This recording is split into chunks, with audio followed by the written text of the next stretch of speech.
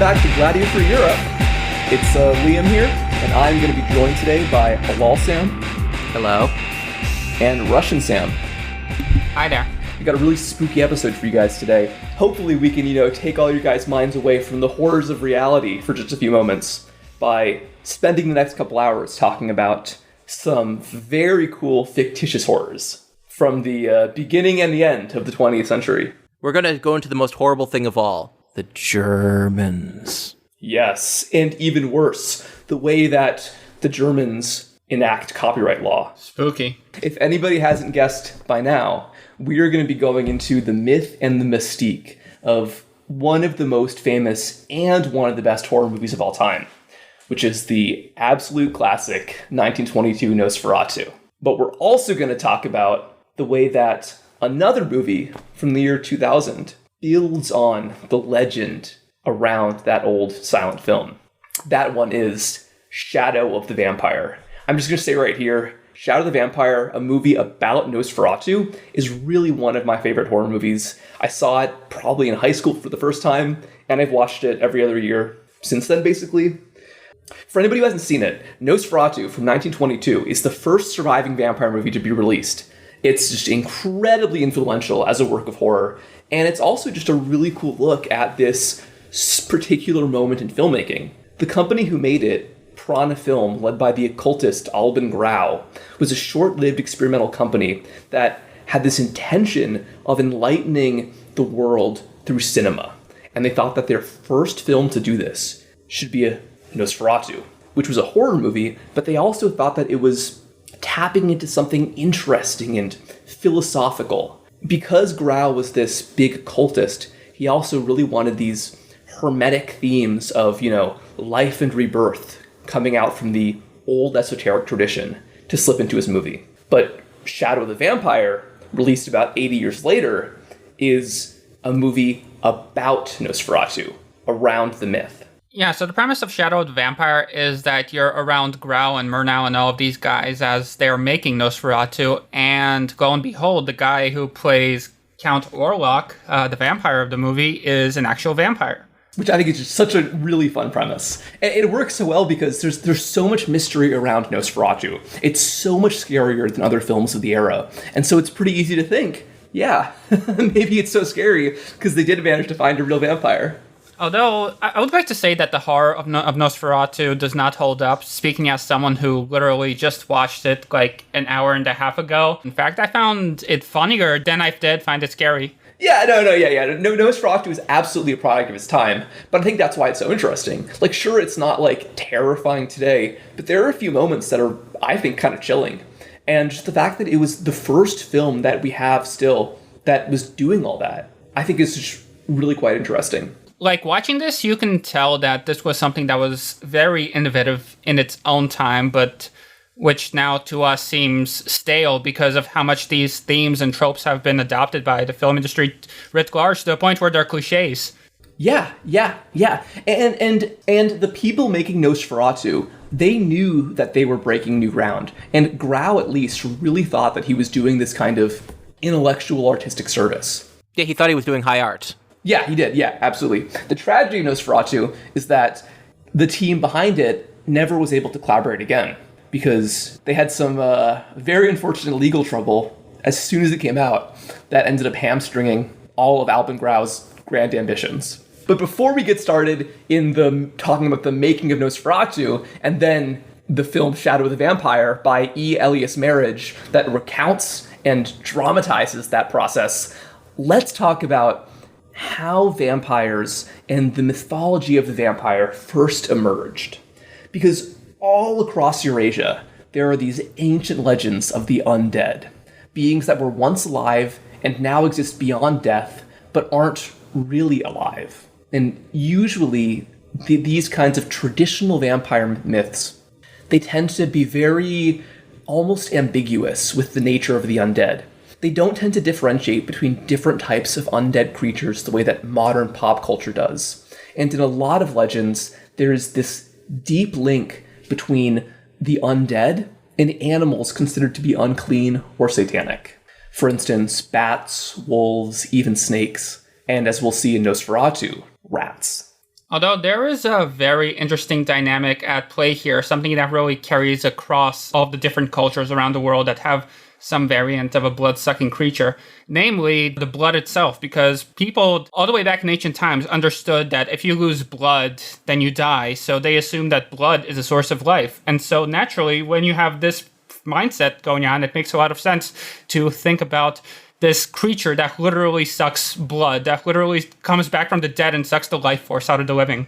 Yeah. If you just want to focus on blood-sucking creatures, which I think is how we define vampires today, you see them all across European and Near Eastern mythology. You've got the Abartak from Ireland, which I like because he was a blood-sucking dwarf. You've got Lilith in medieval Jewish folklore, where, the Jewish story of Adam's first wife is turned into this kind of a bedtime story about a blood-sucking woman. And then in Greece, you have the Lamia, which is probably the clearest influence on modern vampire mythology. The idea of this beautiful, seductive woman who dies and returns from the grave to suck the blood of the living. Although I will say that my favorite vampire variant comes from China, where apparently they can't walk for some reason, so they get around by hopping around. Oh, look, little bunny rabbit! That's great. So clearly there's this whole global tradition of, blood-sucking undead mythology, which is really cool. Like you said, it's probably because there's this association with blood with life. Therefore, if there is an antagonistic creature that is no longer alive, it's somewhat natural that it would want to suck the blood from others. I will say, though, is that although all of these various myths exist in so many countries, the vampire as we understand it today is sort of a modern phenomenon, because you didn't see the vampire, the Dracula-type vampire, really emerging in Western European imaginations until really the 17th and 18th century. Oh yeah, so let's get into it. So the word vampire itself, it betrays the concept for an origin. It comes from a Slavic word. It comes from the verb for thrusting something or sticking something into something. So you have this word popping up across the Slavic world. In Russian, it's called the uper. In Czech, it's the uper. And in Serbo-Croatian, it's vampir. That's ultimately where the word comes from. Yeah, and I should add that vampire, is probably the only Serbo-Croatian word used in English, which is pretty funny. But I guess on that note, though, maybe initially that foreign origin might have been a little bit more conscious, because something I've noticed is that a lot of these early vampire reports in the 17th and 18th century were explicitly about foreign beliefs being spread in Western Europe. Oh, absolutely. So Western Europe first learned of vampires, this iteration of vampires in the mid-17th century, when a Vatican librarian of Greek origins wrote a book talking about what people in Greece believe, and he mentions this Greek creature called a vurdulak, which is actually, fun fact, a word derived from Slavic. It denotes a creature that's more like a werewolf than a traditional vampire. Yes, so much early vampire mythology didn't readily distinguish between a werewolf, a vampire, a ghost. Yeah, so you had this report in the mid-17th century, but things really start to pick up in the 18th century when the Habsburgs acquired Serbia, which until that point had been under Ottoman rule. And suddenly there's a vampire craze in Western Europe. And even a panic in some corners. People were genuinely afraid that the undead were coming for them. Yeah, no, and I just want to add here, I think it's so interesting that this happens in response, basically, to the eastern expansion of Habsburg territory. Because in a way, the fears of vampires, invading German towns, which is really the central theme of Nosferatu, it seems like a case of the frontier coming home. Well, Russian Sam, tell us about this one Serbian vampire who has one of the most colorful stories from the early 18th century, Arnold Paula. All right, yeah, so this is a story from the 1730s. Having heard from various quarters that so-called vampires have been responsible for the death of several persons by sucking their blood, I have been commissioned by Her Majesty to throw some light on this question. About 5 years ago, a hayduk, foot soldier named Arnold Paule, broke his neck, falling from a hayrick. The said Arnold had heard various people in the course of previous years that had been bitten by a vampire near Kosova in Turkish Serbia. This is why he himself ate earth taken from the tomb of a vampire and bathed his wounds in the blood of a vampire, as is the custom to quote-unquote cleanse himself of its cursed influence. I gotta say, that's pretty rad, and I never heard that in any other vampire mythology. You have to use their blood. Yeah, it's kind of cool. But the theme of Earth from the tomb of the vampire, that's a really important part of Dracula, as we'll get into.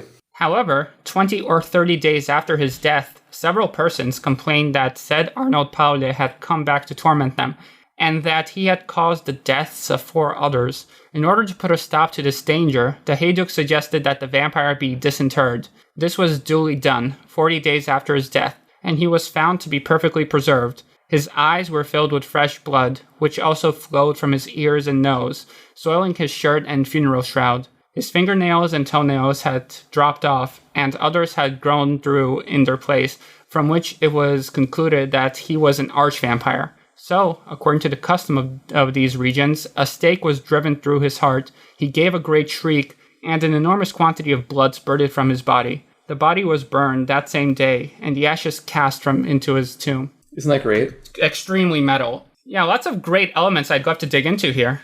Oh, yeah. No, these stories were consumed all across Central Europe at this time. There was this pop sensation about vampires, and it wasn't really for entertainment, because it was sort of a moral panic. There was this genuine fear amidst, all of the rationalism of the Enlightenment that these vampire creatures might exist. Is your daughter going to come home with a vampire?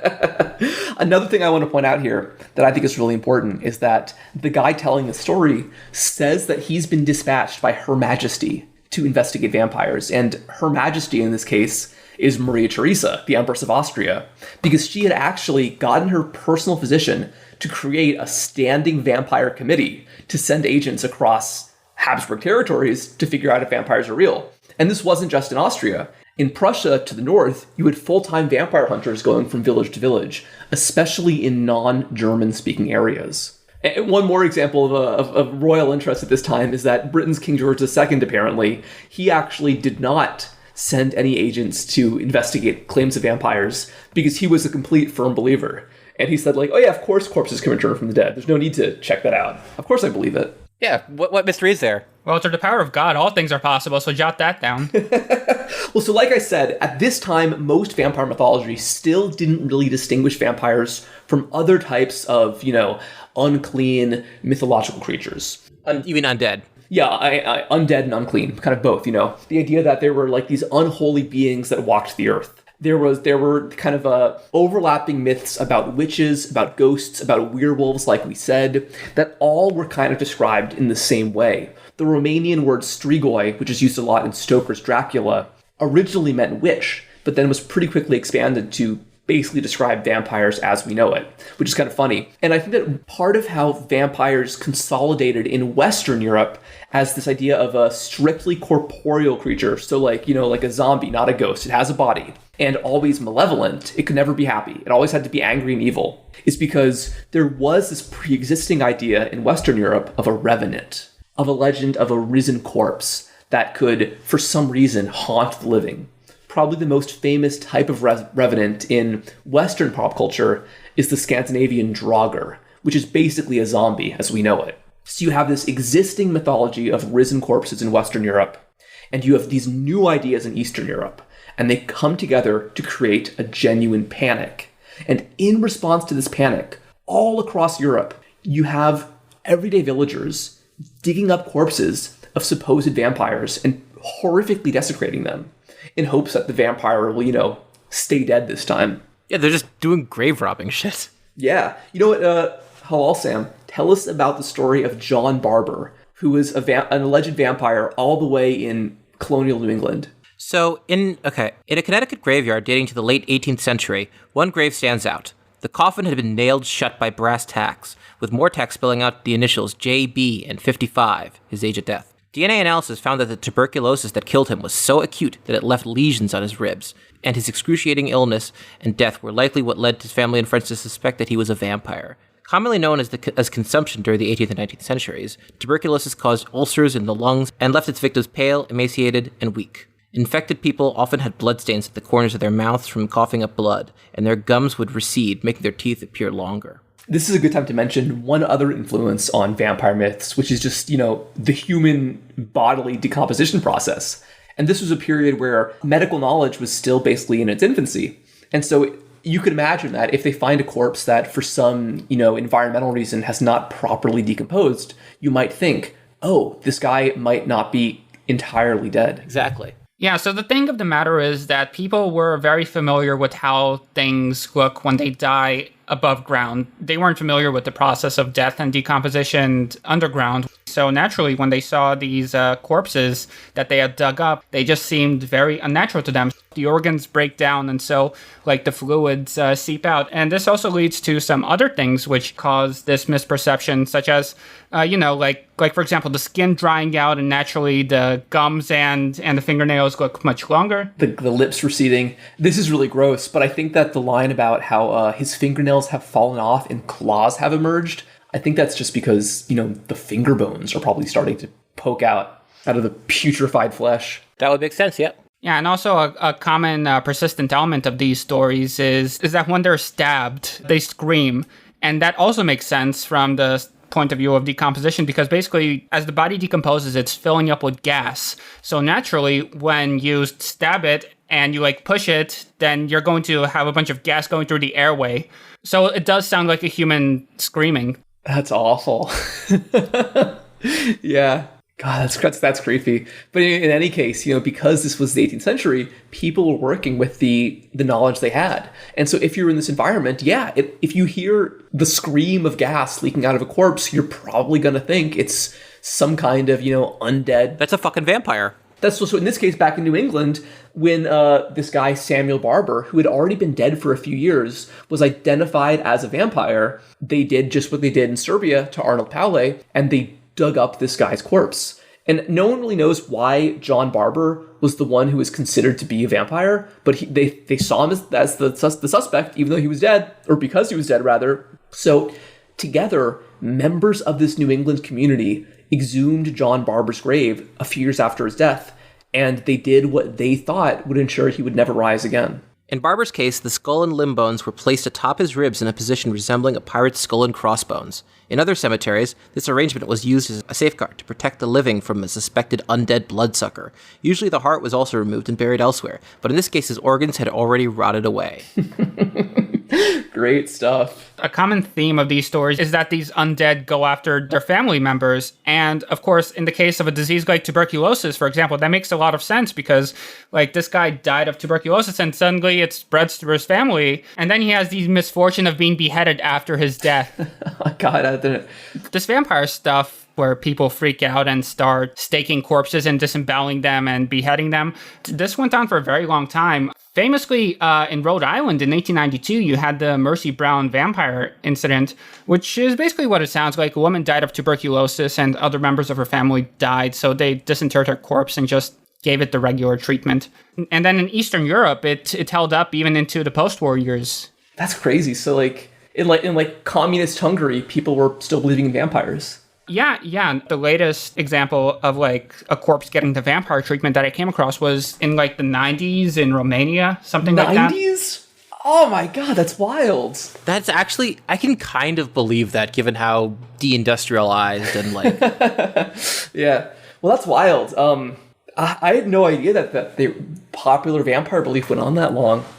And I guess, as a response to the 18th century vampire panic that saw so many regular people believing in vampires and doing what they could to fight them, by the 19th century, vampires were really well understood in general Western European pop culture. And there was this special a romantic, almost philosophical interest among the literary elite in vampires because, sure, they're scary because they're these monsters, but they're also intriguing in the fact that these are creatures who are no longer alive, but must continue to toil, really, by, sucking the blood of the living. And there's kind of this, cool little, not necessarily a metaphor, but a kind of spiritually interesting concept there. The idea of the dead going after the living. And this is why, starting in the early 19th century, you see this strong literary interest in the vampire.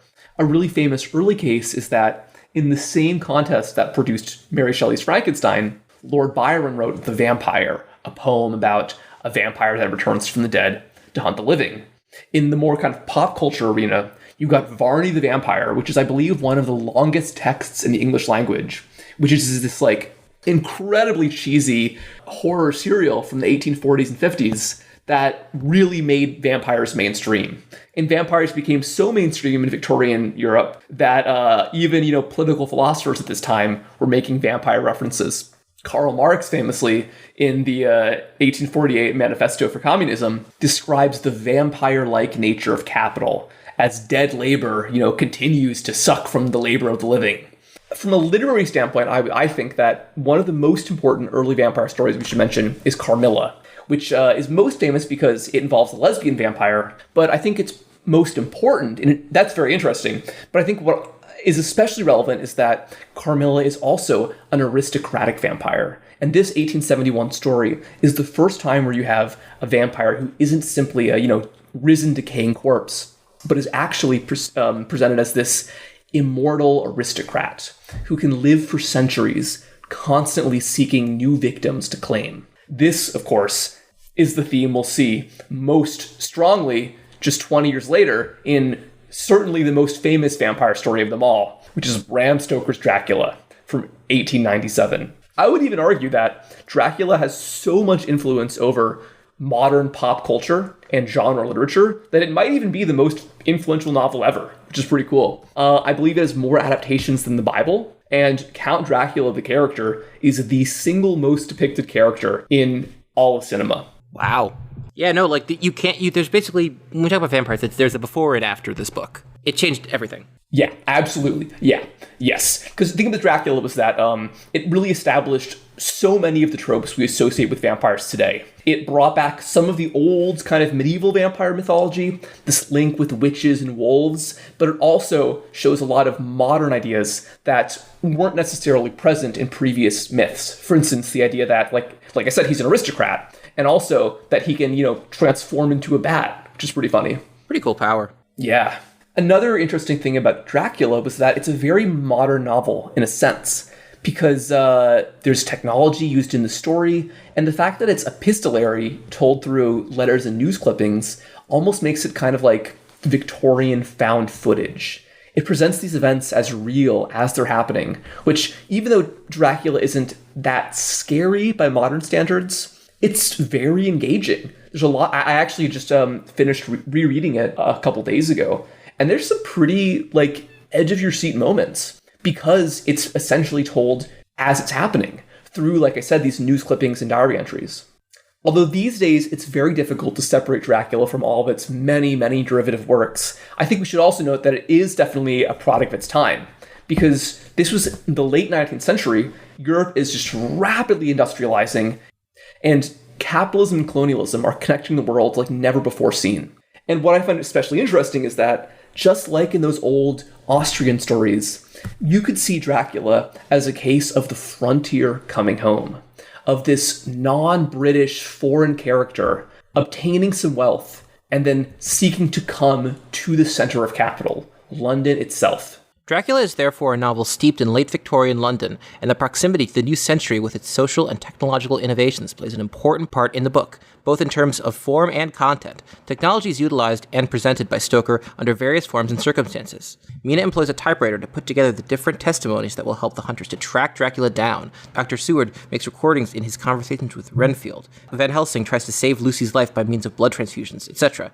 These episodes, though, are not merely accidentals, contribute to increase the insurmountable distance between the evil world of Dracula, which is centuries old and frozen in limbo of his non-death, and the modern world of the novel's heroes, who can turn to science and modern means of transportation, such as the train, to eventually overcome their enemy. Yeah, it's this book, Devil's Advocates, about Nosferatu, is interesting because it talks about the ways that, like we just said, Dracula has very modern elements.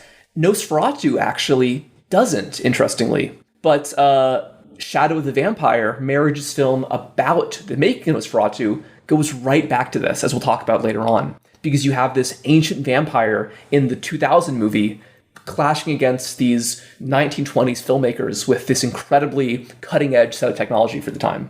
So Dracula, when it came out, was a pretty big hit, both with critics and with fans, which is kind of cool. No one really had much negative stuff to say about it. However, an unfortunate profit structure meant that Bram Stoker actually didn't make a lot of money. He didn't make any royalties for the first few thousand copies, and so he only made royalties on the additional printings. And this meant that when he died somewhat suddenly in 1912, his widow, Florence Stoker, was left in dire financial straits. But despite this, Dracula had spread very rapidly across the Western world. It was one of the most widely read books of pop fiction, and was very rapidly entering pop culture. So you have this existing sort of 18th century vampire mythology, mostly inspired by older Eastern European myths, and now these ideas about vampires are being codified by this book, which is probably making the vampire just as present as ever in the Western imagination. One decision that Stoker and his wife made right before their deaths was that they didn't want Dracula to be adapted unless they had direct creative control. And in the early 1910s, they were especially against any kind of adaptation into film, which at this time was a very new medium. And what's funny about film was that it was seen as kind of dirty at first. It was just seen as this kind of, carnival sideshow novelty. So a serious author like Bram Stoker, he would never think of allowing his books to be adapted that way. But, despite the snobbery, film in the early 1910s was flourishing. You saw the rapid expansion of the film industry across the US and Europe. The 1910s also saw the beginning of film as basically a genuine form of art. And people who made it were thinking of it as such, consciously thinking of themselves as making art. Absolutely.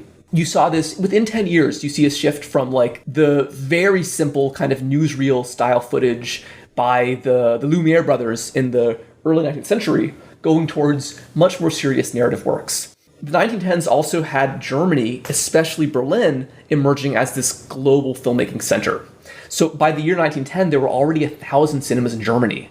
Although we should mention at this point, most films watched in Germany were actually being imported from the US or Britain or France. But one film we should mention that ties into Dracula is one that I saw a few weeks ago, The Student of Prague by Hans Evers, starring and produced by Paul Wegener.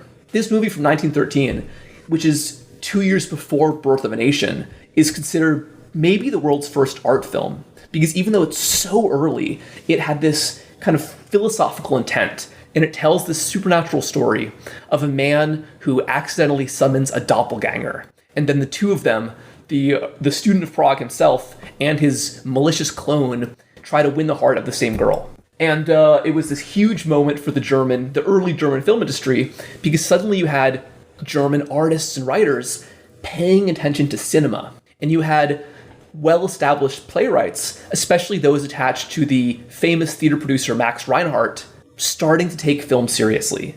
And so you could say that The Student of Prague is the beginnings of the famous German cinema of the teens and 20s, especially the Weimar years, which would have an enormous impact on the history of filmmaking.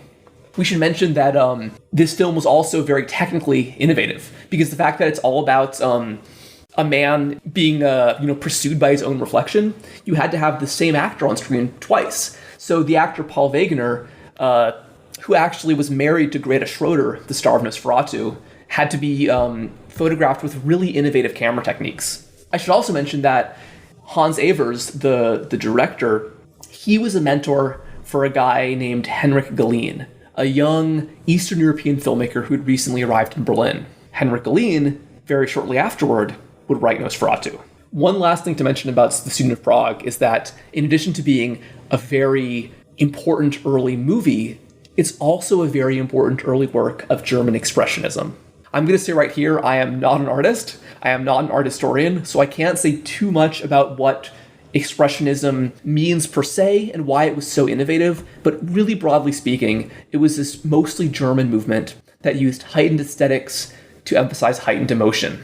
And there was a lot of artistic interest in expressionism at this time. And because of that, Sigmund Freud's magazine actually reviewed this movie, The Student of Prague, at a time when film reviews were very uncommon and were really never done by serious journalists. Shadow of the Vampire director Merritt says he was partially inspired by the intersection of expressionist aesthetics and Freudian psychology. At the start of the 20th century, which I see as the end of the Enlightenment, you have the discovery of the unconscious hand in hand with the birth of psychoanalysis, and all happening side by side with the birth of the motion picture camera. If you look at the history of the cinema, it begins in Nickelodeons and peep shows where men could view women stripping off their clothing. Cinema began with audiences who were highly suspicious, exercising a kind of fear and reservation towards its engrossing power. If theater was a legitimate form of art, then cinema was seen as its demonic bastard child. And then just 1 year after the release of The Student of Prague, World War I breaks out, and really every aspect of European society is affected.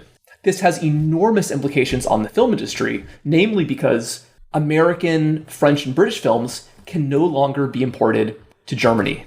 And how does the German government respond to this? Well, basically, the German government just started throwing money at different projects in different genres, and just trying to make a domestic film industry that could substitute for the lack of these foreign imports. Yeah. Same thing they tried to do in other industries. Yeah. And it wasn't just propaganda being made. I think that the German Empire knew that if they wanted people to watch any kind of cinema, including propaganda films, they had to have entertainment too. So then, like, if you make like a sweet little romance, then maybe people will stay after and watch the newsreel that will, instill German patriotism to support the war effort. So they actually started throwing money at a lot of different projects, even some that were somewhat experimental and very high-minded. And by the end of World War I, Germany was finally actually producing more movies than the US. So one example of a film that ended up getting funded by the German government was The Golem of 1915, which is based on like this pseudo-Jewish folk tale about like a rabbi creating a golem to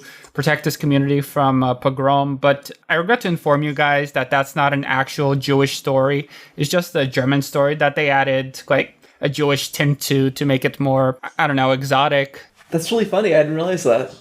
Yeah, it was just recorded by some German guy in like the 1820s or something like that. And people started believing it, but it's not actually something that the Prague Jewish community believed or told. So this movie ended up getting directed by Paul Wegener and Henry Galeen, who would go on to write Nosferatu, as we mentioned previously. And then just 5 years later, you had a follow-up called How the Golem Came into the World, which was really the first horror movie villain origin story, I guess. So How the Golem Came to Conquer the World, in a way, could be compared with modern horror movies that show the beginnings of like Jason Voorhees or Freddy Krueger. And so the end of World War I was an even bigger event than the start of World War I would say, for the German film industry, because although so much of this flowering of filmmaking happened in the German Empire, once the empire collapsed and the Weimar Republic was established, that was really when the film industry just exploded. And interestingly, despite this change in government, the German Film Board actually remained intact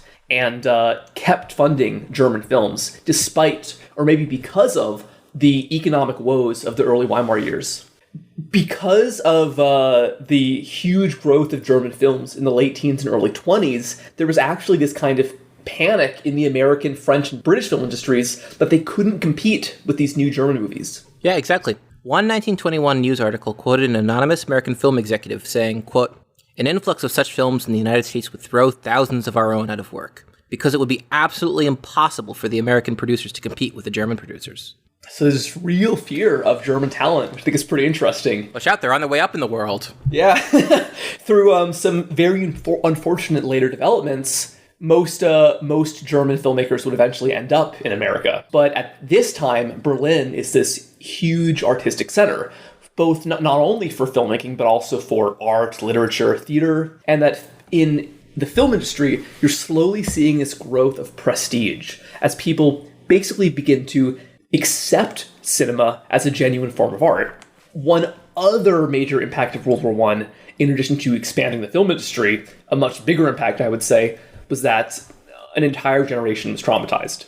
A huge percentage of German young men were killed and wounded. Many of them would become artists and would be profoundly impacted by their wartime experience in their production of art. This meant that in film in particular, there was just a much darker tone than there had been before. Much less nationalism and optimism, and a broad turn towards cynicism and toward the grotesque. Don't worry, the nationalism will come back. No problems there. Oh, yes, it would. There also was a lot of political instability at this time. This doesn't get much attention in the United States, but I bet most of our listeners probably know that, just like in Russia, Germany had its own communist revolution in the 19-teens. Upon the fall of the German Empire, these young, idealistic German communists tried to establish a worker state within Germany. But unlike in Russia, in Germany, they were really brutally crushed. And the gangs that crushed and massacred them were these ultranationalists who would basically form the basis of the fascist movement. Yeah, so as a result of these cascading catastrophes, you had inflation, then you had the Great Depression. Just life wasn't getting any easier for the people of Germany. So people turned to escapism. They turned to the cinema to try to distract themselves from their own woes. And to quote Marriage, the director of Shadow of the Vampire, "It may sound surreal that a society in the grips of rampant inflation and violent political rivalries could be at the same time so creative and produce so much in artistic and cinematographic terms. This apparent contradiction, though, adds another layer of interest to the films produced during these chaotic years. Their metaphors and visual conundrums providing a fascinating, if at times hard to decipher, insight into those tumultuous events. In Ian Roberts' words, quote, Weimar society created the ideal breeding ground for an art form based fundamentally upon the illusion of reality." Right, which meant that there was this huge growth of genre films, particularly horror. You had films across the late teens and early 20s really leaning into the grotesque, trying to use the aesthetics of horror as a way to maybe say something about the human condition. A really famous expressionist horror film that I bet a lot of our audiences are familiar with is The Cabinet of Dr. Caligari, which had these beautifully crafted sets just meant to kind of present this dream-like, creepy quality, which has been copied by so many American movies in the 100 years since it's come out. And then across the border in Denmark, you have Haksan, which is another favorite old horror movie of mine, which is this kind of scientific overview of witch mythology that uses really well done horror makeup and special effects to construct the kinds of hellish fantasies that medieval Europeans believed about witches. That's a cool one because the scientific angle is something you don't really see in horror today. But in the early 1920s, and especially in the year 1922, there was this interest across Western Europe in using science to explore fear. And obviously, the most famous of these scientific horror endeavors was Nosferatu. As we mentioned, Nosferatu, by Prana Film, this short-lived film company, was created by Albin Grau, this very mysterious, very enigmatic occultist in Imperial and Weimar Germany. He was part of this pan-sophist movement that combined Rosicrucianism with Freemasonry. So he was just a big secret society guy. You know, anything esoteric, anything kind of spooky, Albin Grau's your man.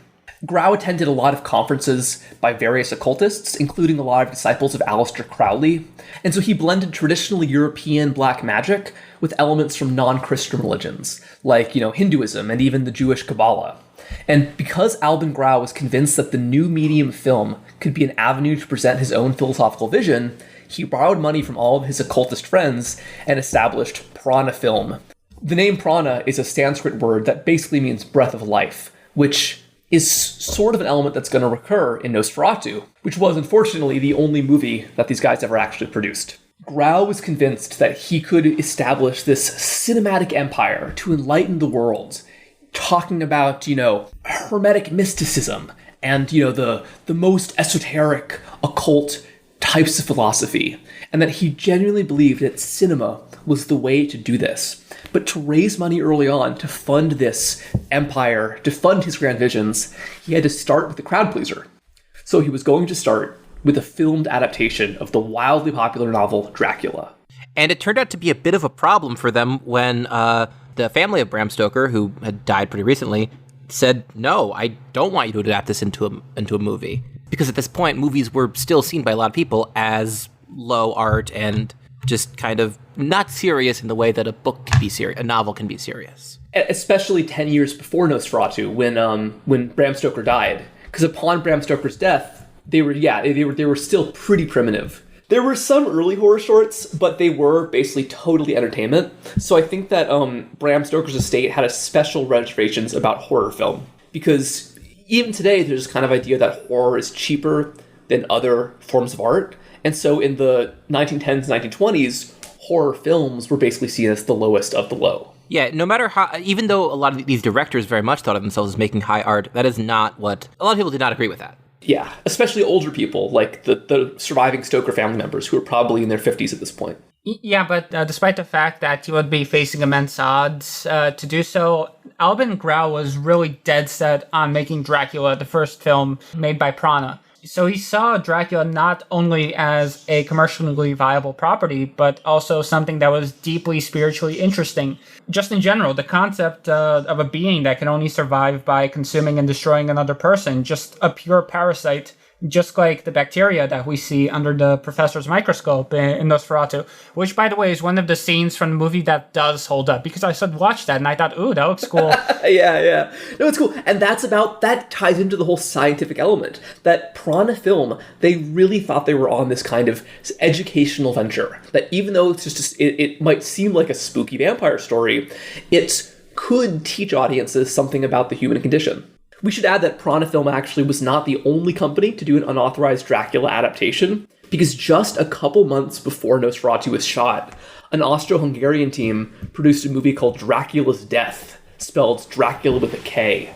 And apparently it had really no connection to the original Dracula at all, unlike Nosferatu, which was an adaptation. But they used the title Dracula because they knew it would bring audiences to the film. Tragically, Dracula's Death is now lost, but it is kind of funny to think that there was actually another team not too far away also ripping off Dracula. Yeah, so because of all the copyright issues around the name Dracula, Albin Grau chose to name the movie Nosferatu, which is a Romanian word, which was reported in 19th century folkloric writings about vampires. And Bram Stoker had used that word in his novel, who uses it to literally mean undead. But as for the origins of the word itself, it's a little mysterious. Some people think it might be related to the Greek word nosophoros, disease-bearing, but it doesn't really matter.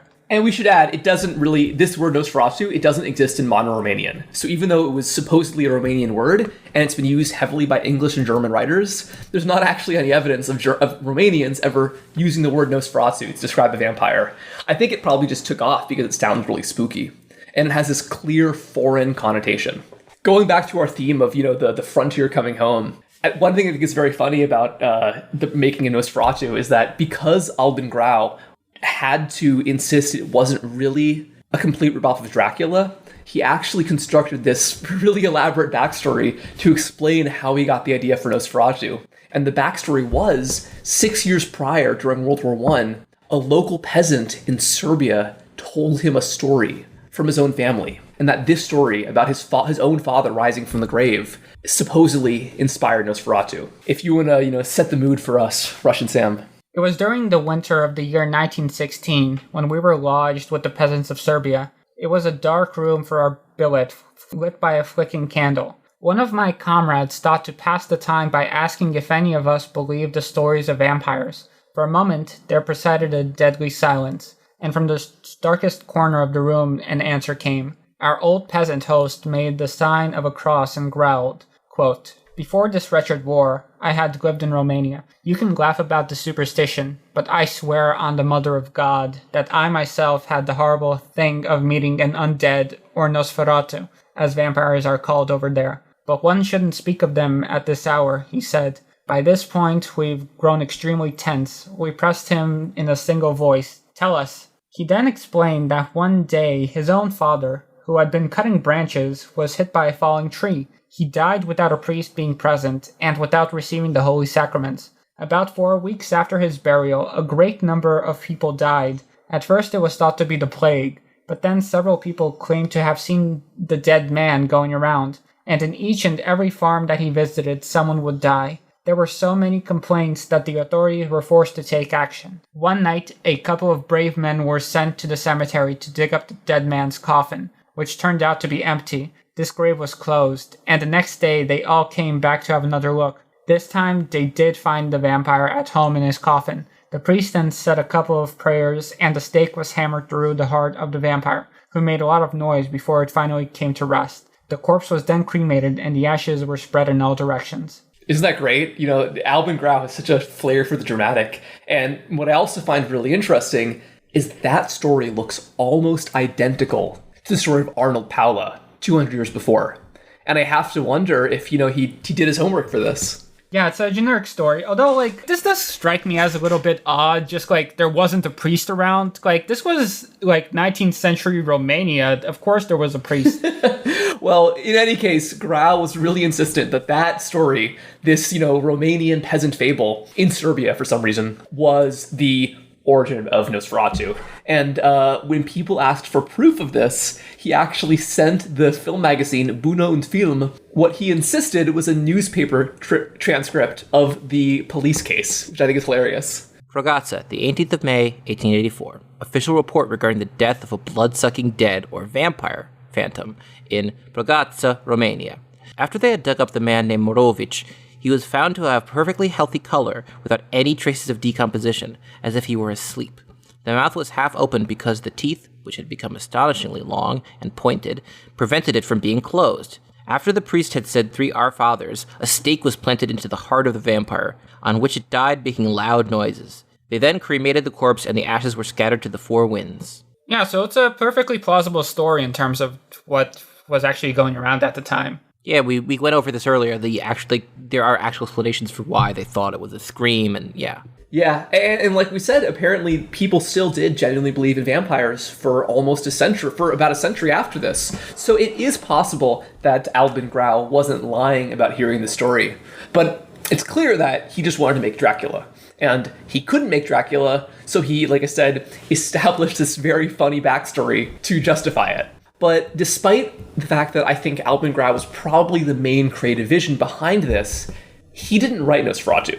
Instead, Nosferatu was written by a young screenwriter named Henrik Galeen, who appears just like Albin Grau in Shadow the Vampire. What the film doesn't get into is that Henrik Galeen, who also wrote the 1920 The Golem film, he was himself an immigrant.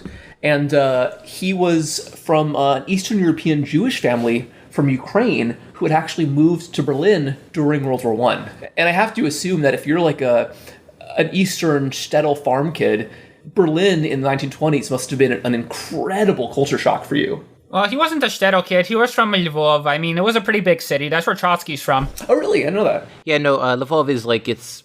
BC Jim once said it's the only city in Western Ukraine. There's some truth to that. Well, in any case, yeah, so Galeen, he got a job at the German Film Board when he was a young immigrant, which is kind of interesting. He just very shortly arrived in the country, he starts working in the film industry. So he would write The Golem in 1915, and then its prequel in 1920. And he also started moonlighting as a theater assistant for Max Reinhardt, who, as we mentioned, was this really influential theater director. Basically every famous German filmmaker, especially the ones who came to America in the 30s, have some connection to Max Reinhardt. Just a quick example, Joseph von Sternberg, who did so many early movies with Marlene Dietrich in the 30s, he was a partner with him at the theater. So when Galeen was working at Max Reinhardt's theater, he also was acquainted with F.W. Murnau, the director of Nosferatu, who we'll talk about in a second. One thing I also think is kind of interesting about Galeen is that Nosferatu is set earlier in German history, just like The Golem. It's not a contemporary story in the way that Dracula is. Because in the book Dracula, like we said, it's very modern, and it's set right at the time when it's written. And in 1931, when the first American Dracula film was produced, it actually isn't a period piece. It's set in the 30s. I think you even see Dracula get out of a car at one point, which is kind of funny, because almost every other version of Dracula, going all the way back to Nosferatu in 1922, sets it deeper in the past. Nosferatu itself is set in 1838. Yeah, it's set in this fictional German town called Wiesborg, and I think they filmed it in Wismar, so it's kind of like, for some reason, they just slightly changed the name. But what's funny is that because it's set in this town in eastern Germany, it's actually much closer to feudal Transylvania in both geography and custom than London is, which is a really big change. The film, bringing back the time of the action to the early 19th century, makes the gap between the modern world and that inhabited by the vampire much smaller and harder to notice. So much so that the rural world of the Transylvanian peasants does not appear too different, after all, from the one inhabited by Hutter and Ellen. If in Dracula religion and folklore are accompanied by science, in Nosferatu the vampire is destroyed by ancient atavistic forces, such as purity and the rays of the sun.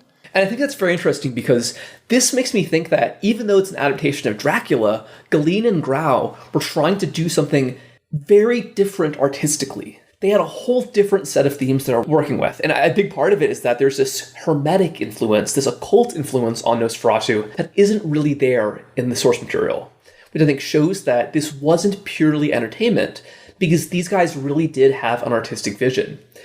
The most famous artist involved in Nosferatu, though, is the director, Murnau, who, worked with Galeen before. But unlike Galeen, Murnau was actually from a really wealthy industrialist family. He was the pampered son of a factory owner, and his real name, which I think is kind of funny, was Wilhelm Plumpa. No Come way. on. That's such a Dickensian name. No way. Isn't that great? No, it's like Augustus Gloop or something. But young Master Plumpa, he wasn't satisfied with his, life of early 20th century luxury, so he ran away from his family, moves to Berlin, meets Galeen, starts working at Max Reinhardt's theater.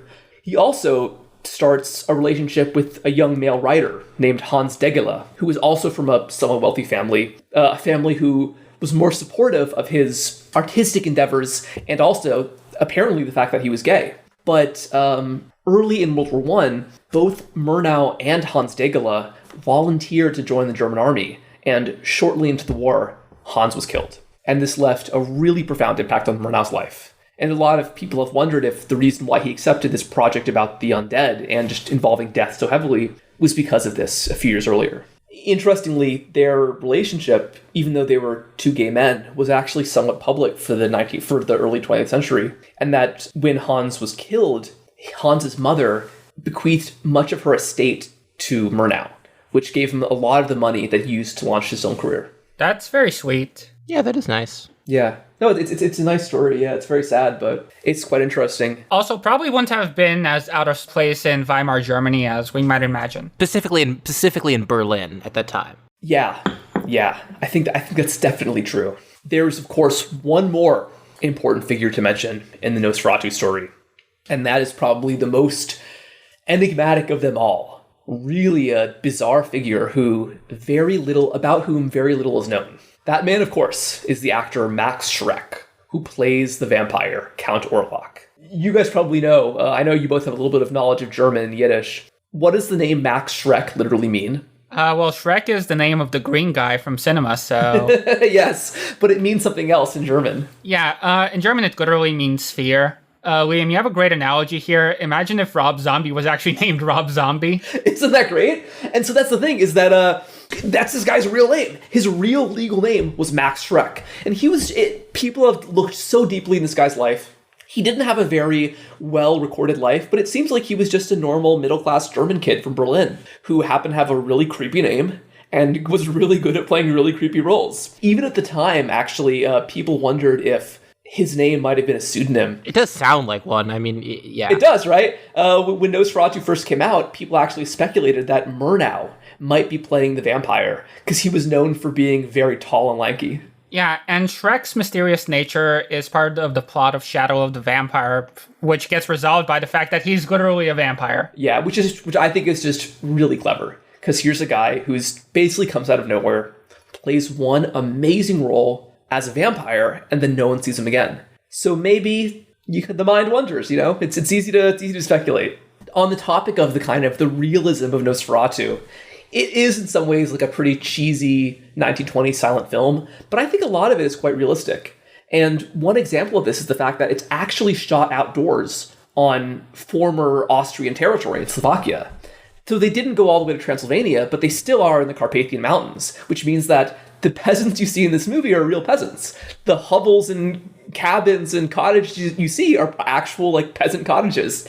And that's kind of cool. I think that's very cool. And I think it's also kind of funny because if we want to contrast it with the American Dracula from 1931, that Dracula was actually shot 15 minutes from where I'm sitting right now at the Universal Studios backlot in Burbank, California. So I think it's kind of funny. You've got this one film actually set in this ancient peasant locale where presumably stories of vampires were still believed, and then you have the American film shot in California, which I just think is very funny to me.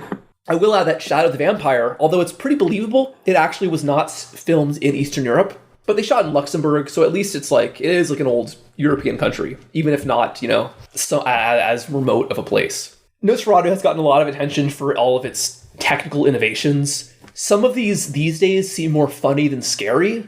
The sped up motion of the carriage at the beginning Famously, they also, to show a werewolf, they use a hyena, which is pretty funny. Oh, that was so good. I just saw that hyena and thought, what a good boy. The story behind that apparently is that Galeen saw a hyena at the Berlin Zoo and was so entranced by how scary it looked to him that he was like, oh my god, we got to use that. And so they apparently the script stipulated must be a hyena. And I don't know how they got a hyena, but I wouldn't be surprised if that just was from the Berlin Zoo, if they just asked to borrow it. They do some weird stuff with the negatives. When Hutter, who's the version of Jonathan Harker, the protagonist, when he enters Transylvania, there's one cool moment where the screen just goes white in the negative, where it's all overexposed. And that's pretty cool to me. There's also a kind of funny moment that also these days seems more funny than scary, where you have the stop motion of Orlok's coffin magically closing itself. Orlok himself getting out of the grave just vertically. Yeah, so that's a great moment. And just curious, you guys, the two Sams, did either of you find Nosferatu scary at all, or was it just goofy? What do you think? I found it mostly goofy. The last 10 minutes is when it starts to really get interesting, and at that point you start to have some stuff that's actually borderline kind of scary. Yeah, you get things that are at the very least off-putting. No, for me, it's really the last 10 minutes where everything really, at the climax of the movie, where, Count Orlok goes up to claim the life of Hutter's wife, Ellen. Probably one of the most famous shots in Dracula, which is just so well done, is his shadow as he creeps up the stairs and his long claws extending. And then you have the scene where, he enters the room and the blood-sucking commences. And then you also have this very modern-looking chase scene that kind of surprised me when I saw it, because it looks kind of dated, but it looks like something that's maybe out of a 50s or 60s movie.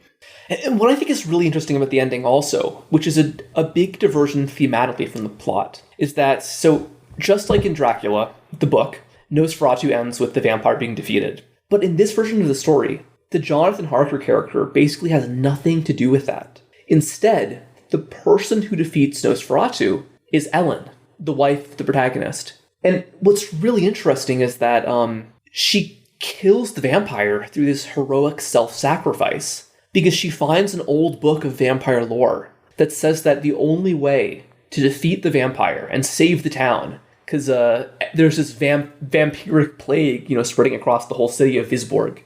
The only way to defeat it is by supposedly the sacrifice of a heroic woman. And she does this. And so in the very famous final scene of Nosferatu, when her blood is being sucked by the vampire, it's a willing choice that she makes. She allows the vampire to kill her, knowing that it'll distract him enough that the sun will rise and he'll be killed. I think that actually I would say honestly, this is an improvement over the source material, because in Dracula, although Mina, Jonathan's wife, isn't helpless, she doesn't really advance the plot anywhere near as much as Helen in this story. And there's something even a little profound about that, this kind of sacrifice. And I think to me, this really speaks to Murnau, Galeen, and Grau's genuine artistic intentions with Nosferatu. They really wanted to make a movie that was somewhat thought-provoking. And I think they did a good job with that. Yeah, I'm inclined to agree. You get some really early special effects action at the end there when they're showing his demise and he just disappears off frame and suddenly there's a little fire going. Yeah, the puff of smoke. I should add that actually Nosferatu is the first time we ever saw a vampire turn to dust in the sun. It's such a universal trope these days, but it actually wasn't present in Dracula.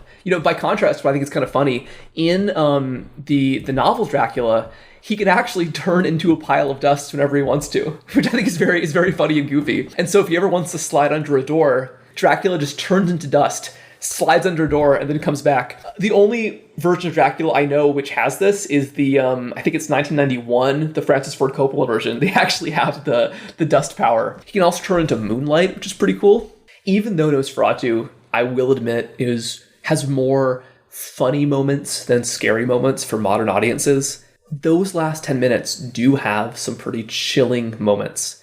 And I think the reason why the ending of Nosferatu is scary is because Max Schreck's performance as the vampire is so strong that we almost believe he really is one. The one shot that is probably my favorite in Nosferatu is a very brief moment where after Count Orlok enters Ellen's room, he starts sucking her blood. And in this scene, he looks straight up at the camera with his mouth to her neck, which is something you don't really see in silent film. Yeah, that was the part that was very off-putting. And I had just watched Shadow Vampire after this, so it was like, ugh. No, absolutely. And because it feels like documentary footage. It almost seems amateur, because that's something that actors aren't supposed to do. And I'm sure this was deliberate. I'm sure Max Schreck and Murnau knew exactly what they were doing. That if they could violate the early rules of filmmaking for this one shot, you might start to forget you're watching a movie. Would this be the first example in cinema of breaking the fourth wall? I won't say the first, but definitely an early example. And I think it totally works. And I think that Nosferatu, it's a great movie. It's so good at what it does. And it should be noted that when it was released, it was nearly universally lauded.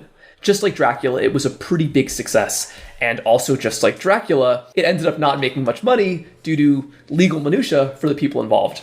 Was it successful in just the German market, for which it was intended for, or beyond that? You'll see. It had a really wide impact. If you want to start with the release, it's kind of funny, actually, is that it takes us back to the Berlin Zoo, because that was where the premiere was held. There was this occult-themed premiere that was basically a costume party, where attendees were supposed to wear early 19th century clothing, like the characters in Nosferatu. Albin Grau, this very theatrical kind of guy, he put this all together. And like I said, it was held at the Berlin Zoo, apparently because that had kind of a scientific connotation, which is a little bit funny to think about. But it was so expensive to book the zoo as the venue that the launch party, the premiere for Nosferatu, actually cost just as much as the film itself. Jesus Christ. But yeah, the film was really popular in Germany and eventually outside of Germany. Critics really liked it. The story, the visual elements, and especially Schreck's performance were celebrated. Although one complaint that I thought was kind of funny was that one German critic complained that you saw too much of the vampire, and it would have been scarier if they didn't show him all the time. So basically the critic wanted a Blair Witch Project some 70 years before it got made. Yeah, is that funny? Yeah, it's like a 1920s, like, less is more kind of attitude, which I think is kind of funny. One review we should mention is the Leipziger's People's Press, which was actually an organ of the Communist Party in the 20s, the German Communist Party. So these guys, being good Marxists, they thought that Nosferatu was a quote-unquote fog to stupefy the masses. They were attacking Grau's spiritualist ties on the downlow. They were showing that this points to a rise in non-rational thought at the moment, which was a ploy by the European bourgeoisie to dampen class consciousness and to really, perhaps aestheticize politics, to create an aesthetic form of politics. One thing I think we should jump in here is that Grau himself was not very political. He didn't have any kind of right-wing ties, for instance. But he was part of an occult movement that, very unfortunately, did include a lot of really creepy nationalists. And a few later Nazis would eventually draw from that same kind of occult well that Grau was drawing from. So I think that even though these guys seem just like grouchy orthodox Marxists today, I think that the Leipziger People's Press might have had some somewhat reasonable motivations for not liking Nosferatu. Yeah, so to continue the assessment of the Leipziger People's Press people, quote, the most proletarian course of action would be to not give any money to a cinema that is showing this propaganda film, financed by industry and intended to deaden minds. This way, the entire pretty plan will fall, and the phantom Nosferatu will himself be devoured by his own rats. Yeah. In the words of Phil Greaves, sorry to spoil your fun. Personally, I don't think that Nosferatu had anything to do with the fact that Germany did not become a communist state.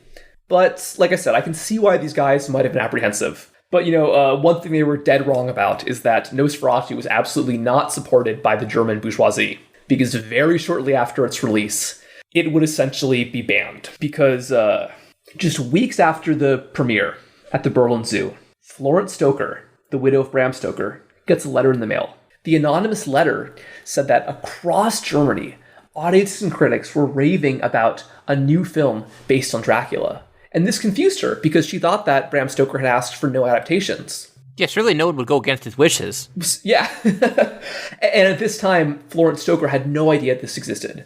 And Immediately, she was furious, because not only did her husband request for no version of Dracula to be made, she was furious that these guys were making money off of her husband's work, when she, who is this somewhat recently widowed woman, was not living in a very wealthy circumstance. Even though Dracula was so popular across the world at this point, it hadn't made that much money, because it all went to the publishers. So she had a pretty understandable grudge. And so immediately, she went to the British Society of Authors, this nonprofit that supported writers, and demanded that they take this case to Germany to stop Nosferatu from being distributed.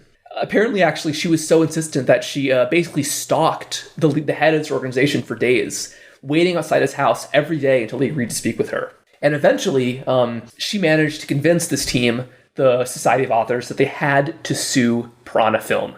And they decided that the only way they could win was to bleed Albin Grau dry. And it worked. There was a 3-year lawsuit beginning in 1922, just after the release of Nosferatu. So you gotta feel bad for these guys, for Galeen and Murnau and Grau, because as soon as their film gets released, they get this letter in the mail that they're being sued. And for the next 3 years, Albin Grau is in and out of court, dealing with this lawsuit. And the unfortunate thing is that the lawsuit went on for so long that he went bankrupt and Piranha Film folded. So just months after the release of Nosferatu, the company goes defunct. What exactly did he think would happen, given that he, did they think that... The world was, I don't know, because the film was only released in the German-speaking world, it's possible that he just didn't think that the Stoker family would ever find out. Because at this point, I don't believe it was yet being shown in Britain. It was only being shown in Germany, Austria, and Hungary. So he probably thought it was fine. That would make sense. I guess in the end he was victim of his own success then. Yeah, but like I said, the plan worked, and they really did bleed Piranha Film dry. After getting the Society of Authors on her side, Florence Stoker assembled an expert legal team to take the case to Germany. And she didn't just want to, get the money she thought she was owed. She really wanted to punish Piranha Film and Albin Grau for this, what she saw as this extreme disrespect to her husband's wishes. And if they couldn't stop the spread of Nosferatu, they would at least bleed the company dry.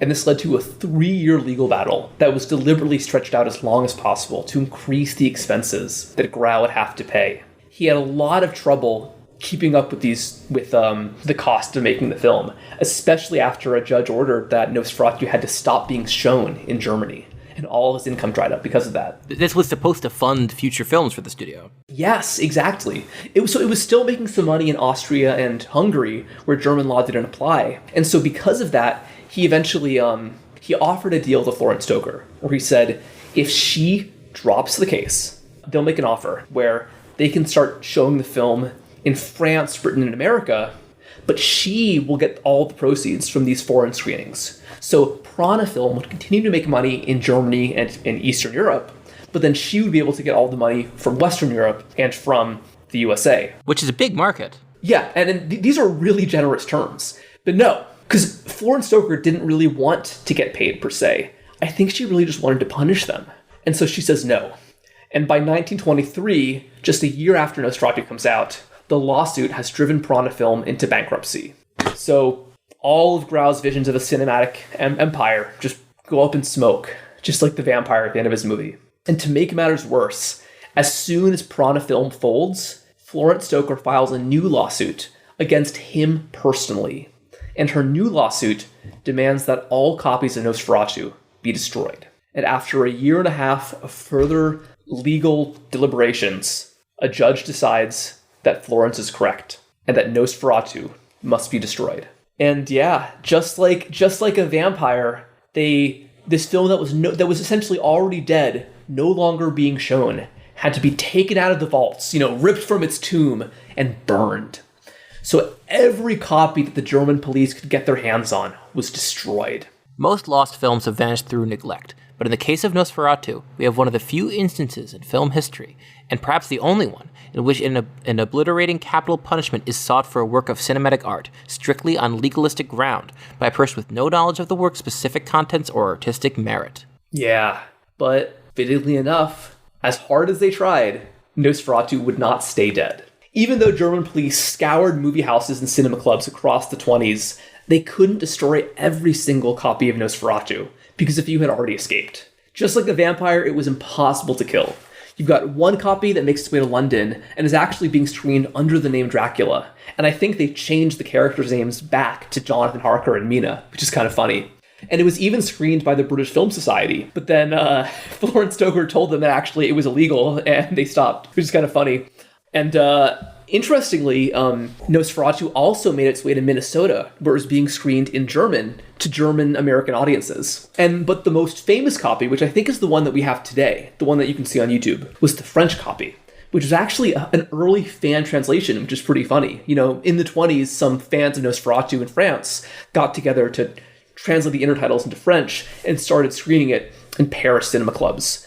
And this copy was basically continuously shown throughout the 20s, 30s, and 40s. And in the late 40s, after the American Universal horror films had launched this renewed interest in Gothic horror, and particularly vampires, some French cinema fans brought Nosferatu to the United States, which really led across the 50s and 60s to this broader, renewed interest in Nosferatu, as well as Weimar cinema in general. And so by this point, by the 50s and 60s, I think it's fair to say that Nosferatu has really entered the canon of film history. You also start seeing a lot of speculation at this point about the making of the film.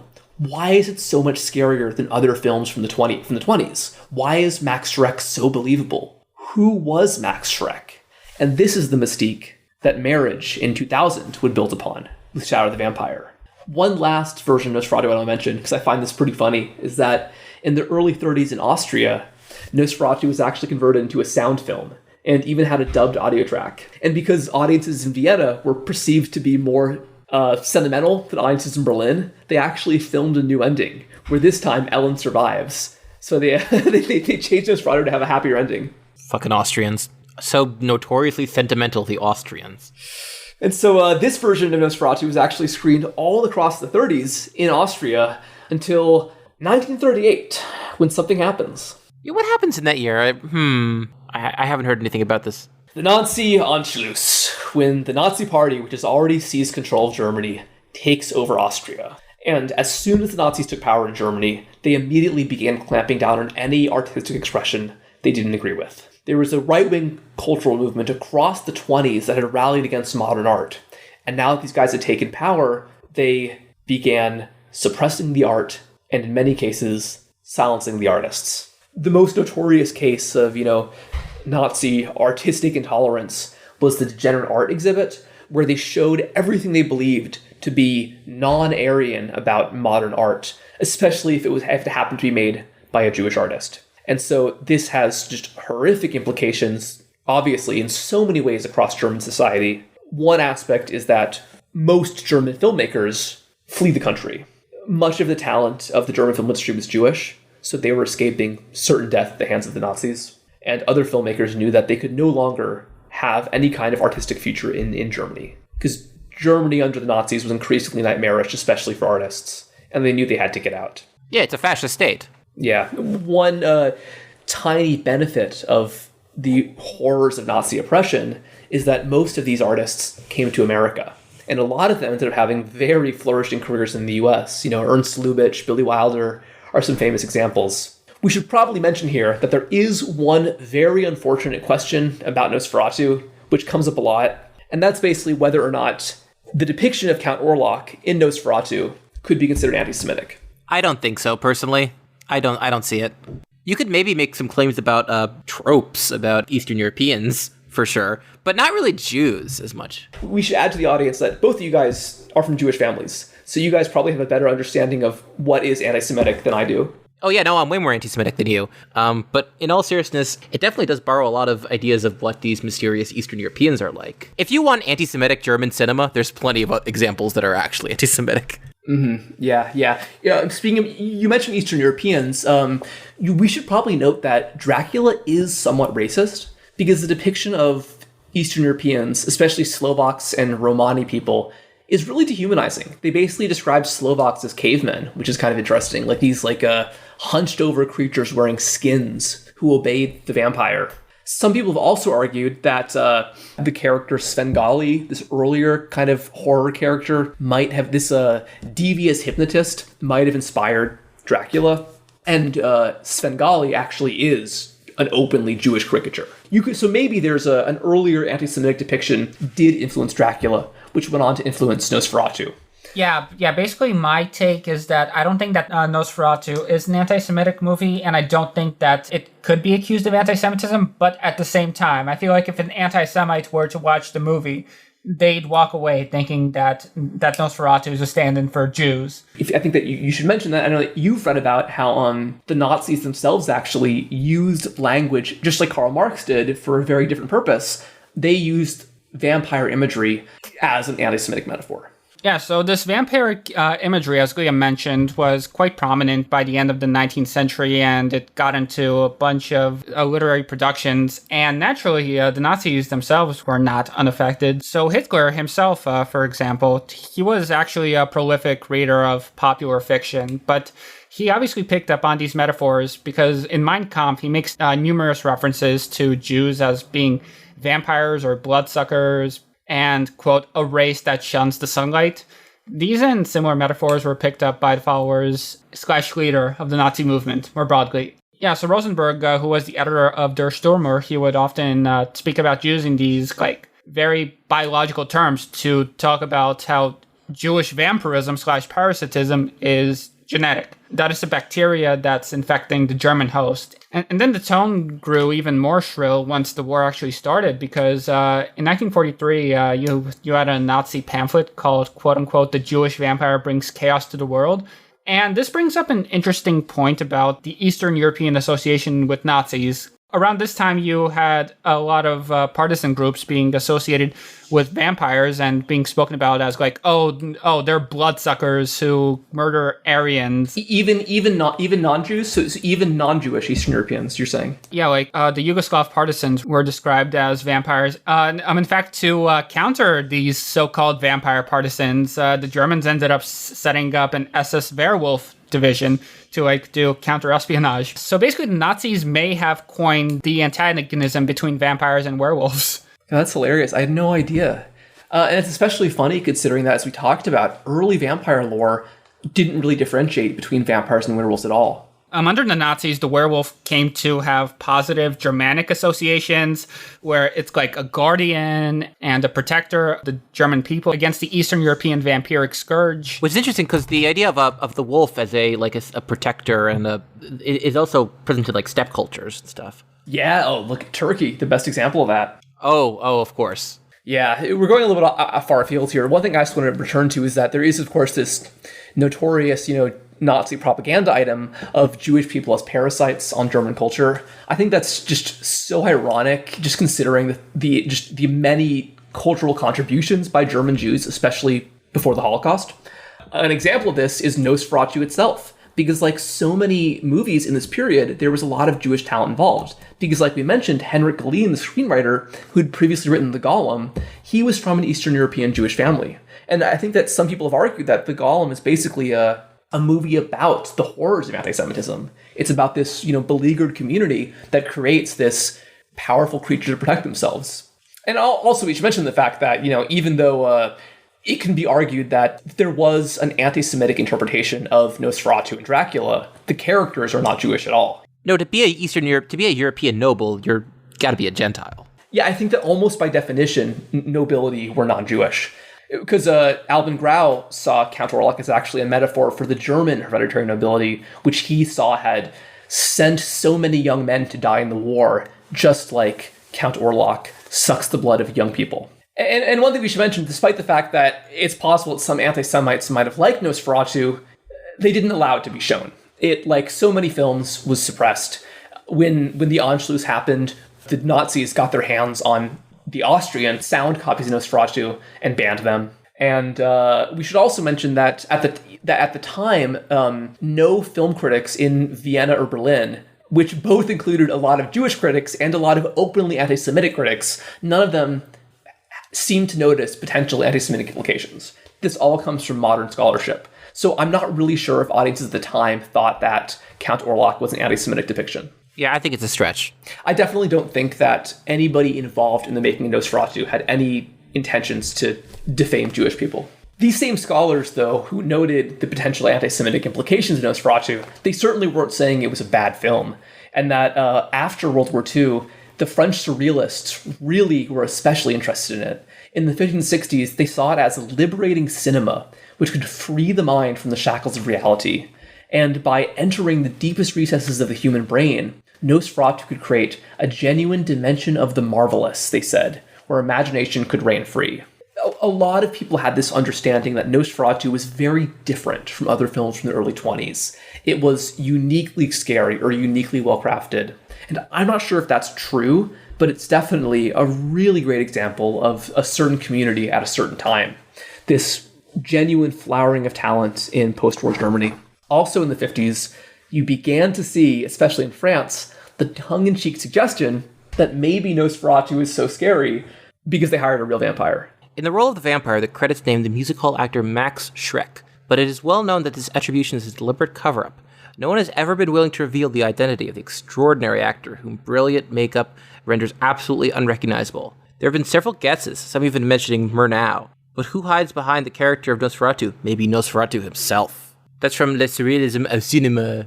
And I think right there, that's the seed of Shadow of the Vampire.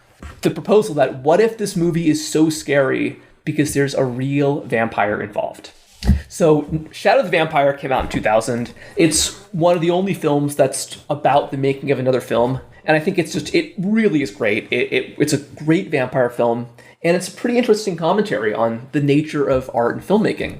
Shadow of the Vampire was directed by E. Elias Marriage, a huge fan of Nosferatu, who first came to prominence with the 1989 horror film Begotten, which, somewhat like Nosferatu, is this very esoteric, low-budget, silent black and white film. It's really intriguing. It's very evocative, and really so much of the film just involves really disturbing imagery that often has much more philosophical significance than you'd see at first glance.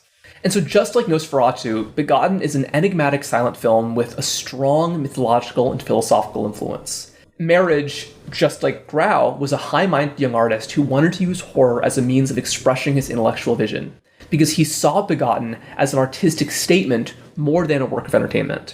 Here's Paste magazine this year.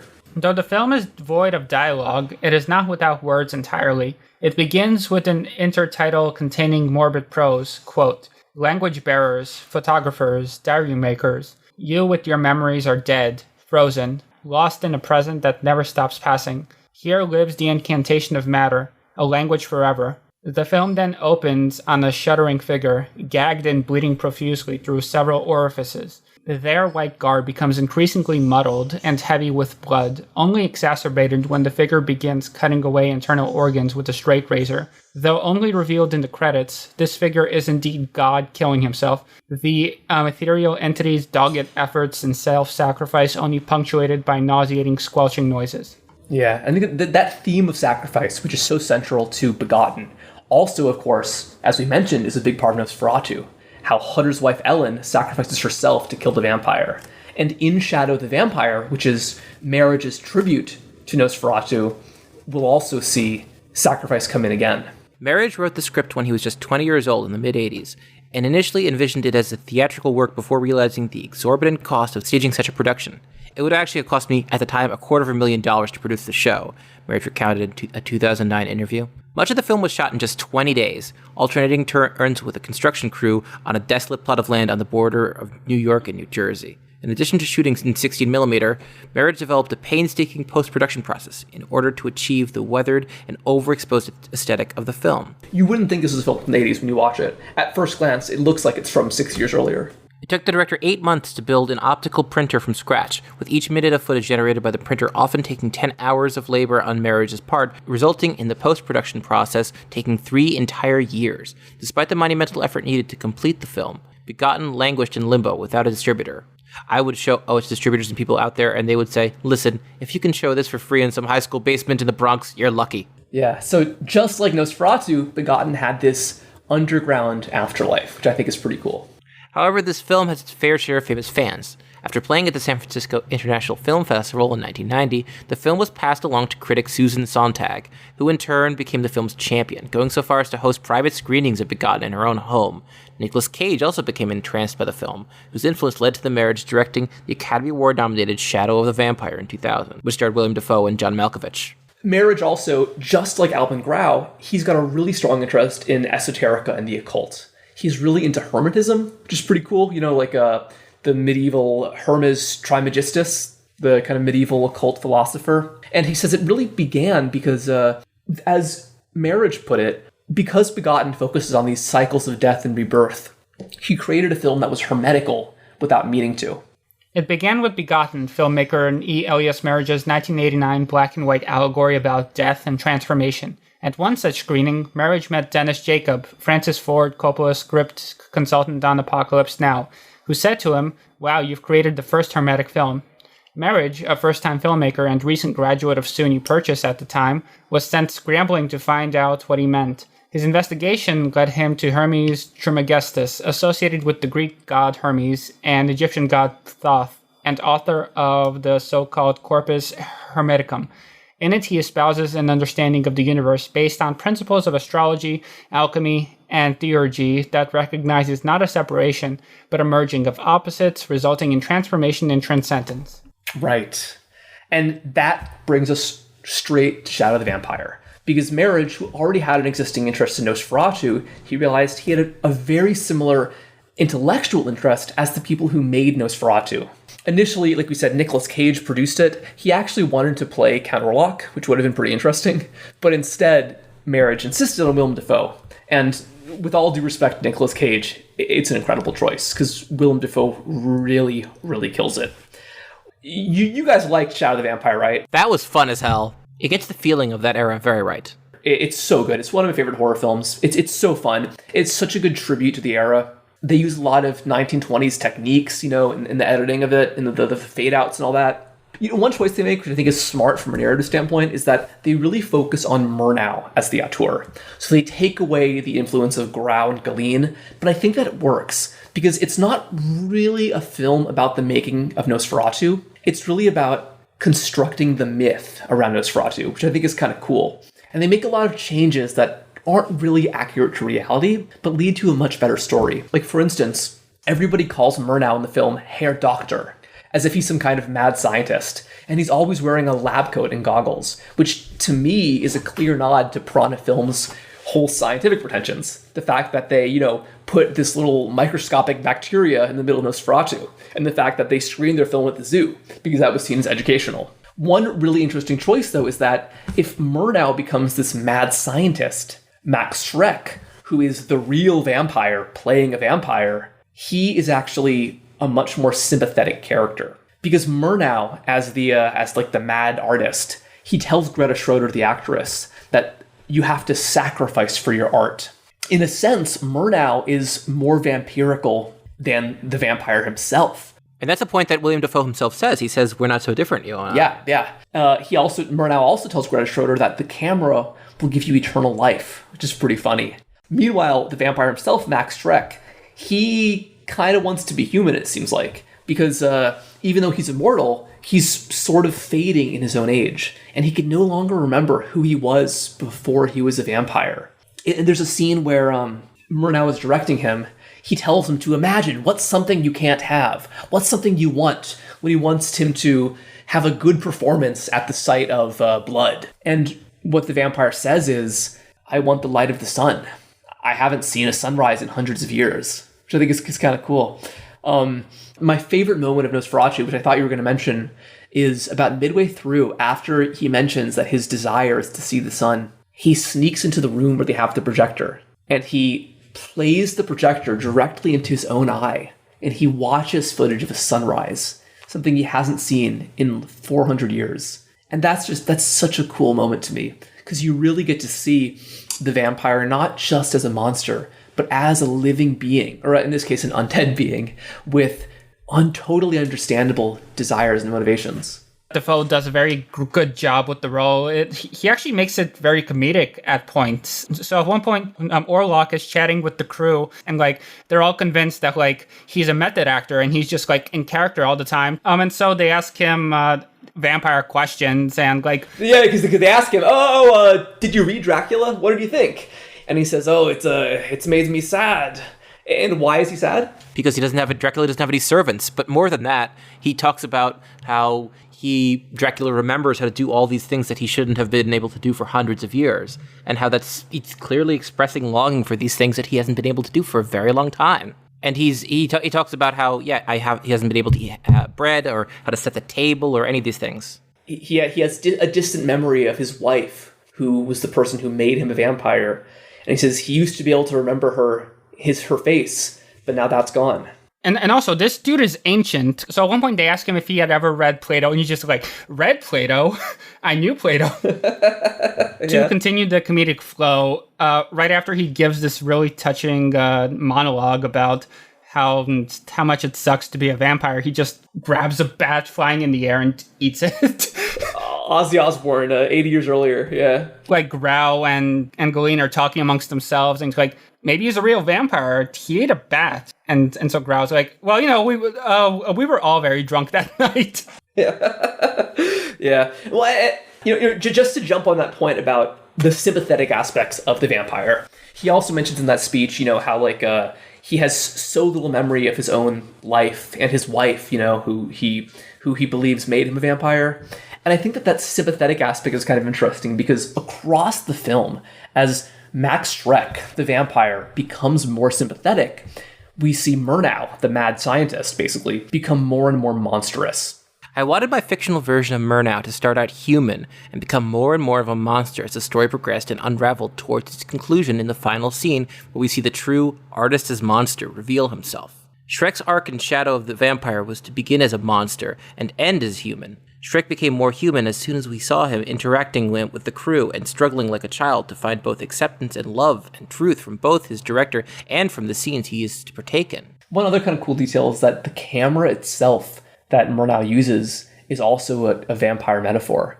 Like I said, Greta Schroeder, the actress, tells him that it's sucking her life away. But then Murnau promises actually this camera will give you an eternal life. And then at the end, in probably the best part of Shadow of the Vampire, in the climax. Just for a second, what happens in the climax, just so you guys could tell us? So in the climax, Greta Schroeder is tied up to the bed and given a bunch of morphine so she doesn't react. And finally, as part of the grand bargain that Murnau had struck with Orlok, Orlok gets to drink her blood and film it. Yes, he promises her blood to the vampire. And they're filming it, and Murnau makes this horrible Faustian bargain where he allows this woman's life to be taken by this vampire in exchange for a believable performance. Which she kind of realizes when after she's been injected with a drug, and she hears him saying, "You'll have to sacrifice for your art." Yeah, she remembers, yeah. And just like in the original Nosferatu, Orlok, Max Schreck, is so invested in sucking up this woman's blood that he doesn't realize the sun is about to rise. Eventually, he understands what's going on, and he starts attacking the crew members. He kills Galeen, and he kills Grau, but Murnau keeps filming, and he even keeps directing him. And there's a moment where, just like in Nosferatu, Count Orlok looks directly at the camera, as Murnau tells him, we have to keep doing the scene.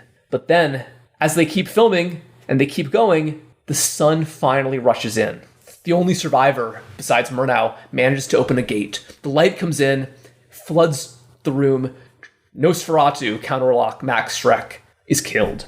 But one thing I want to mention, just to continue the vampire metaphor, something I found really interesting, is that it isn't just Orlok who dies. The camera film itself burns into dust, just like all of the reels of Nosferatu in real life in the 20s.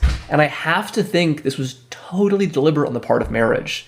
And I think that Marriage was trying to say that the camera and filmmaking itself is a spiritually exploitative process. You're sucking away basically someone's energy. You're capturing it in this camera in a way that, of course, like the director says to the actress, will eventually make you immortal. So yeah, that's Shadow of the Vampire. Like we said, really a cool movie. One thing we should probably add is that it's not really an accurate depiction of the actual talent involved, but I think that's okay. Because like I said, it's more about building the myth of Nosferatu than telling the story of Nosferatu. If we want to really briefly recount what actually happened, in real life, Galeen and Grau were not killed by Max Schreck. So if you want to talk about them, Albin Grau, the producer, he continues rising through German occult circles, becoming a founding member of the Fraternas Saturni before it was banned by the Nazis. And then he ends up in Buchenwald. Yeah, talking about real horrors, Albin Grau, even though he wasn't Jewish himself, he was sent to a concentration camp, the Buchenwald camp, which where so many people perished. And initially, actually, because he was sent to Buchenwald, most of his friends in the film industry wrongfully assumed that he had been murdered there. But actually, he survived World War II. He survived the Holocaust. And eventually, he just settled in some small Bavarian village where he spent the rest of his life as a painter, which is kind of interesting. Max Schreck, interestingly, he would never have much of a real career after Nosferatu. He got roles here and then, but wasn't a big star, which I think is part of why this mystique built around him. Maybe he really was a vampire. And he died early into the Nazi era, and upon his death, actually, the official film obituary in the Nazi-run papers didn't mention Nosferatu. It only mentioned his stage roles, which I think shows how experimental art was totally relegated, totally banished by the new Nazi rules. Heinrich Galeen, like we said, he went to America, so he would also die in a small mountain village, just like Grau, but in Vermont, where he retired. And then the last person we should mention is Murnau, the director. So he also went to America, like so many other Weimar directors, and he really quickly achieved a lot of success with Sunrise, this really beautiful artistic film that's sort of about a man almost cheats on his wife, but then decides not to. But it's just shot with this really delicate care, and just like Nosferatu, with a lot of really innovative film techniques in the late 20s, and received a lot of attention, but it never gained him the kind of prominence within the American film industry that he wanted. Because Murnau really was an artist, and Hollywood was just too commercial and too constricting for him. So where does he go after Hollywood? Even further west to the South Seas, Polynesia. Yeah, in 1931, he goes to film Taboo, which is set in a Bora Bora with Pacific Island actors. But a few weeks after arriving back in Hollywood, his chauffeur, who was 14 years old, I should note, crashed on the Pacific Coast Highway, and they both died. Yeah, it's really sad. So Murnau, he was this incredible talent, but he only made a few films after Nosferatu because of this horrible, untimely death. So again, just to kind of close us off here, Shadow the Vampire doesn't really tell us too much about the real people involved in these films. Like, we should mention that Murnau was not known for being especially imperious, at least not more than other German directors at the time. And Max Schreck was probably not a vampire. But I think it's okay to make these changes, because like I said, Shadow the Vampire isn't a historical film per se. It's not recounting the process of making this movie. Instead, I would say Shadow the Vampire is a movie about building the legend around this really excellent film from the 20s. And I would say that just as Nosferatu built onto the canon established by Bram Stoker, Shadow the Vampire builds onto the canon established by Albin Grau and Murnau and Henrik Galeen and Max Schreck. I think it's clear that Marriage has immense respect for Nosferatu. It's a film he made really out of love, coming from this deep, really lifelong interest in this film. And I think he just did a great job about it. Halal Sam, if you want to read this one last quote by Marriage, which I think says so much about why Nosferatu is so great. I remember when I was 12 watching Nosferatu and being completely haunted by this film, especially its main character played by Max Schreck. The night scene at the castle, when the vampire shows up at Hutter's bedroom, strikes the most atavistic terror into the hearts of the audience, and it is a scene that has never left me. The vampire's insect-like movements, the stiff and labored motion of the limbs, the unnaturally extended long fingers, the unblinking, piercing rat-like eyes and teeth compounded by the enlarged bald head made this creature horrifying and unforgettable. And I think that with Shadow the Vampire, Marriage does this incredible tribute to what makes Nosferatu scary. He manages to get this film that is so unique amongst its peers and capture and build onto the horror in just such a cool way. Like we said, Defoe is just brilliantly cast as the vampire, and you kind of want to believe that, yeah, maybe maybe it's true. Maybe that's why the film is so believable, because how else could an actor in the 20s get a performance like that? And I just think it's such a wonderful tribute to a classic film. And I would say that Shadow the Vampire is so successful in paying tribute to Nosferatu that it even makes the original scarier. I'd just like to add one thing. If you've listened to this and you've decided that you want to watch both of these wonderful movies, I suggest you watch Nosferatu first, because I went in the opposite order, and I feel like having seen Nosferatu made Shadow of a Vampire make a lot more sense. One good thing about the fact that Nosferatu was so old is that, despite Florence Stoker's wishes, it's now completely in the public domain. So you can watch Nosferatu on YouTube. It's really, it's a really cool movie, even though it's almost a century old now. And like we said, some parts are kind of goofy, but I think on the whole, it really holds up. And that's why I think that a big part of keeping that mystique alive is the work of Marriage, who's really done a great job of keeping Nosferatu relevant and kind of keeping up this myth. And I think that even today, when you watch Nosferatu, whether it's on YouTube, whether it's on a big screen, however you see it, when you get to the last 10 minutes of the film, especially that one shot where you see the vampire look right at the camera, I think you kind of do want to believe. And I think maybe even your brain, you start to wonder if maybe they really got a real vampire. Because how else could a film that's so early, from an era that today seems so primitive, just be so evocative today? Yeah, they didn't even know what vampires looked like. This was the first vampire movie, so how could they have made this? Yeah, they had to get a real one. If you haven't seen Shadow the Vampire yet, or Nosferatu, please watch both. They're both really, really good movies, and I think Shadow the Vampire in particular deserves a lot more attention. It's one of my favorite horror movies, and I think it's one that's just such a wonderful homage to a really cool moment in history. And I think with that, this is Gladio for Europe, signing off. Goodbye. Later.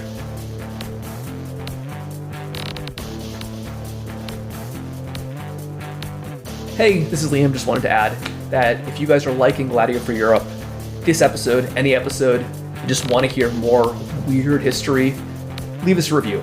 We're really having fun with this podcast. We'd love it if we could expand even more.